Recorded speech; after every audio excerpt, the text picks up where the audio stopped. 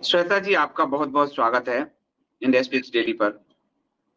धन्यवाद संदीप जी, मुझे वापस से आईएसडी पर बुलाने के लिए और आईएसडी के सभी दर्शकों को, पाठकों को मेरा नमस्कार।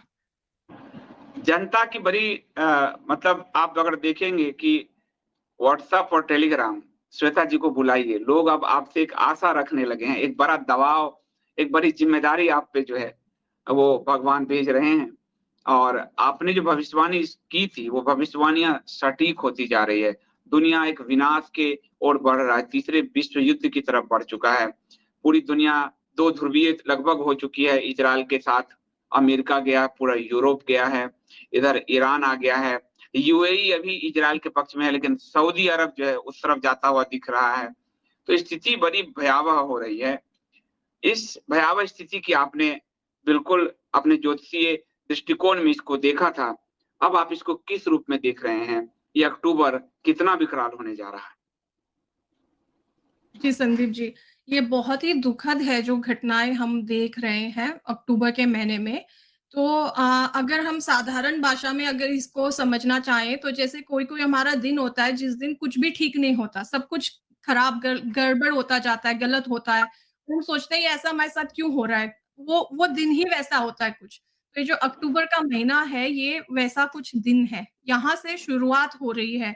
अगर हम शास्त्रों की माने और भविष्यमालिका अब मुझे उसमें कुछ-कुछ समानताएँ दिखने लग गई हैं जो वैज्ञानिक दृष्टिकोण से अगर हम कुछ जो आज हम देखने वाले हैं, कुछ घटनाओं का के बारे में देखते हैं और महाभारत में भी इस चीज़ के हमें प्रमाण मिलते हैं।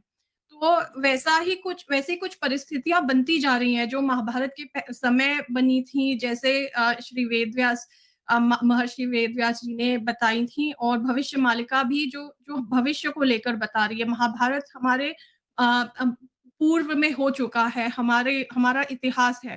तो इतिहास और भविष्य के मालिका और बीच में जो हमें जो संकेत विज्ञान दे रहा है, वो भी सब तीनों जो हैं और ज्योतिष, ये चारों चीज़ें एक ही दिशा की ओर जाती हुई दिख रही हैं मुझे। तो वो हम आज थोड़ा देखेंगे हम शुरू करेंगे कुछ वैज्ञानिक बातों से।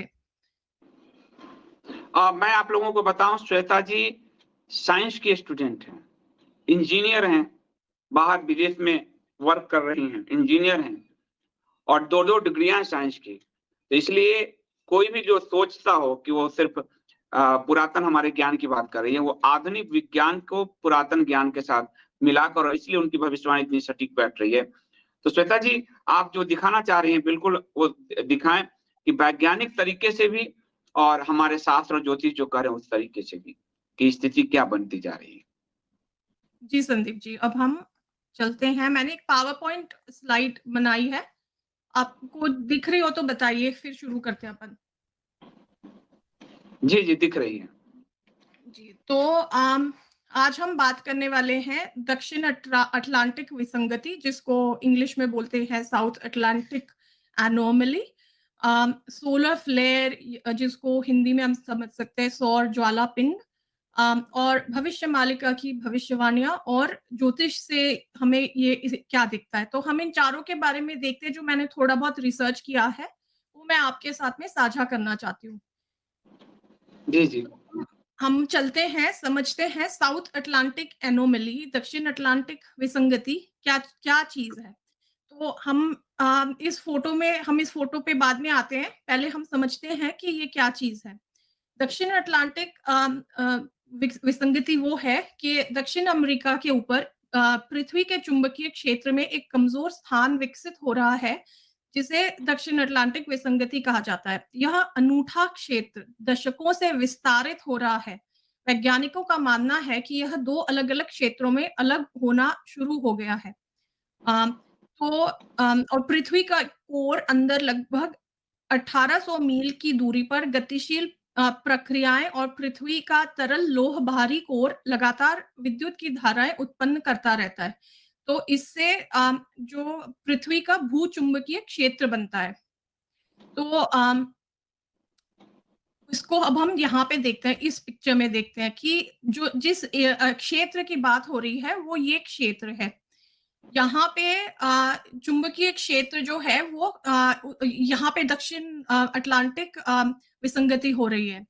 और ये क्यों हो रही है? क्योंकि इसको हम ऐसे समझ सकते हैं कि जैसे हम एक बार चुंबक लेते हैं, बार मैग्नेट लेते हैं, तो उसमें नॉर्थ पोल और एक साउथ पोल होता है, जो इवन होता है। उसका जो मैग्नेटिक इफ़ेक्ट होता है, वो ऑलमोस्ट इवन होता है, सम होता है। पर जो पृथ्वी का चुंबकीय क्षेत्र है, वो ऐसा माना जाता है वैज्ञानिकों द्वारा कि वो सम नहीं है, इवन नहीं है वो। तो जो दक्षिण वाला जो भाग है, जो यहाँ कहीं पड़ता है, वो कमज़ोर है उत्तरी भाग के कंपैरिज़न में। तो लेकिन उत्तरी और दक्षिणी ध्रुव वाले एक सामान्य बार चुंबक के विपरीत पृथ्वी का चुंबकत्व समान रूप से वितरित नहीं है। तो यहाँ पे जैसे इस ग्राफ में बताया गया है दक्षिण अटलांटिक विसंगति के केंद्र में जो चुंबकीय क्षेत्र 1840 जो वर्ष था 1840 से लेकर के 2020 तक के अ, वैज्ञानिकों ने इसका इसका पर शोध किया है और बताया हुआ है कि जो केंद्र का जो इसका जो तीव्रता है वो कितनी घटती चली गई है। 1850 में जो उसकी यूनिट थी 28 यूनिट अगर हम मान लें 2800 28,000 मैग्नीट्यूड की थी, तो वो वहाँ से कम होते-होते बिल्कुल 22 पे पहुँच गई है। ओवर द इयर्स 1850 से लेकर वर्ष 2020 तक। और वहीं पे जो इसका जो क्षेत्र है, वो कैसे बढ़ता जा रहा है, जो कमज़ोर क्षेत्र है, वो बढ़ता चला जा रहा है। जैसे हम इस पिक्चर में भी देख सकते हैं कि जो सबसे कमज़ोर है वो डार्क काला है और फिर बढ़ता जा रहा है ये जो क्षेत्र है। तो ये क्षेत्र बढ़ते हुए का ग्राफ बता रहा है कि 1840 से लेकर 2020 तक। तो हम आगे समझते हैं कि इसके बारे में हमें क्यों पता होना चाहिए, जागरूकता होनी चाहिए और इससे क्या हमें हमें क्या प्रभाव पड़ रहा है। तो पृथ्वी का जो चुंबकीय क्षेत्र है, वो पृथ्वी के निकट पर्यावरण वरण को आकार देने में महत्वपूर्ण भूमिका निभाता है। पक्षियों और जानवरों के प्रवास में मदद करता है। कंपास जो हम कंपास यूज़ करते हैं, हम हमको नेविगेशन में हेल्प करता है। और सबसे जो बड़ी बात है, वो हम इस पिक्चर से समझ सकते हैं कि जैसे अंतरिक्ष से फॉर एग्ज़ाम्पल हम यहाँ पे सूर्य का एग्ज़ाम्पल ले रहे हैं। सूर्य से जो जो ज्वाला पिंड आते हैं, उनसे हमारा बचाव करता है, ये पृथ्वी है यहाँ पे। यहाँ से जो ये पूरा पृथ्वी का चुंबकीय क्षेत्र है, जो हमारा एक ढाल की तरह बचाव करता है। तो जो पृथ्वी का चुंबकीय क्षेत्र है, उसका मजबूत होना बहुत ज़रूरी है मानव सभ्यता के हमारे एक्ज़िस्टेंस के लिए। तो जब ये जो ज्वाला पिंडें आती हैं यहाँ पे, तो इसलिए जब कमज़ोर जो क्षेत्र है, वहाँ पे क्या होता है कि वहाँ पे एक वैज्ञानिक था, जिसका नाम था वैन एलन। वैन एलन के ही नाम से ये जो बेल्ट है, इनको वैन एलन बेल्ट कहा जाता है। तो जो क्षेत्र है, चुंबकीय क्षेत्र है, वो जैसे हमको दिख रहा है, वो बचा रहा है, बट जहाँ पे कमज़ोर है, वो जो कमज़ोर का जो क्षेत्र है, तो जो जो जो हाँ, तो ये होता है कि जो सूर्य से जो विकिरण आती हैं यहाँ पे जिनका तेज बहुत ज़्यादा होता है, वो इतना होता है कि हम सहन नहीं कर सकते। तो ये जो होती हैं ये ढाल बन जाती हैं। तो कुछ तो आ ही नहीं पाती पृथ्वी के वातावरण में और पर जो थोड़ी बहुत विकिरणें आती हैं पृथ्वी के वातावरण में, वो इन बेल्ट्स में फँस जाती हैं। तो वो घुस तो जाती हैं पृथ्वी के अर्थ के एटमॉस्फेयर में, बट वो कहीं न कहीं बिकॉज़ जो वो वीक है, खत्म नहीं हुआ है, जो मैग्नेटिक अर्थ का इलेक्ट्रोमैग्नेटिक फ़ील्ड है, वो वीक है इसलिए वो फँसती चली जाती हैं इनमें, ये जो बेल्ट टाइप के बन जाते हैं। पर अब हो ये रहा है कि वो फँस ज ज़रूर जाती हैं, वो वहीं पे रहती हैं, वो हमारे लिए बहुत हमारे लिए खतरनाक है वो मानव सभ्यता के लिए।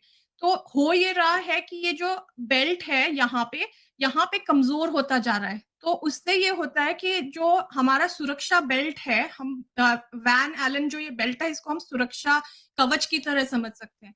तो ये जो कवच है, वो यहाँ पे कमज़ोर है।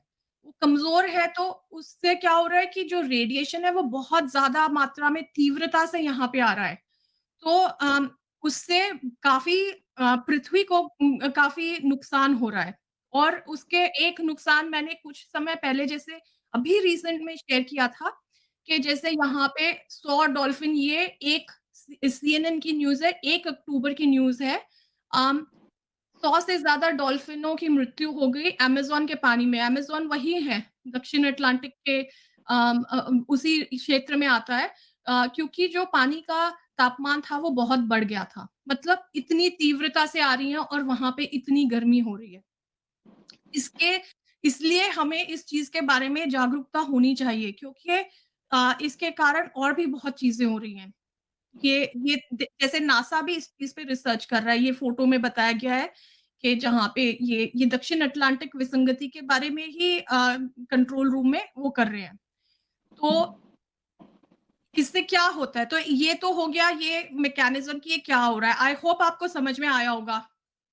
हाँ, हाँ, बिल्कुल श्वेता जी।